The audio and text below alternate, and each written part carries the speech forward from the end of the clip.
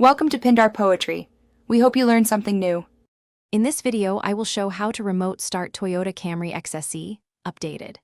Press the lock button twice, then press and hold the remote start button until the lights flash and engine starts. If your fob lacks a remote start button, use the factory app or an aftermarket module following manufacturer pairing steps carefully. Always verify climate settings and security alerts before driving off for a safe, comfortable start every time. Begin with the fob in your hand and vehicle doors closed, then press lock twice and hold the remote start button until lights flash. If the vehicle does not respond, open the app on your phone and confirm the car appears as connected, then send the remote start command.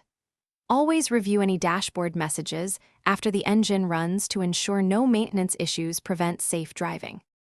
If this video is helping you, please subscribe and like. It really helps the channel grow and lets me make more useful guides. Quick recommendation.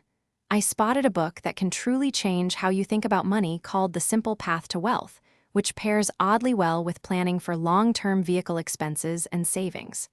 Check the description for the link and other deals. Now let's get back to the video. If remote start fails, first swap the key fob battery and try again, as weak power often causes issues. Next, check that the hood and trunk are fully closed since safety sensors will prevent remote starts.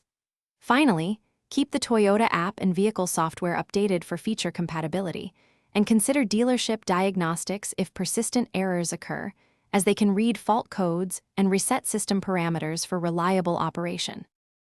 Thanks for watching. Consider subscribing if we helped you.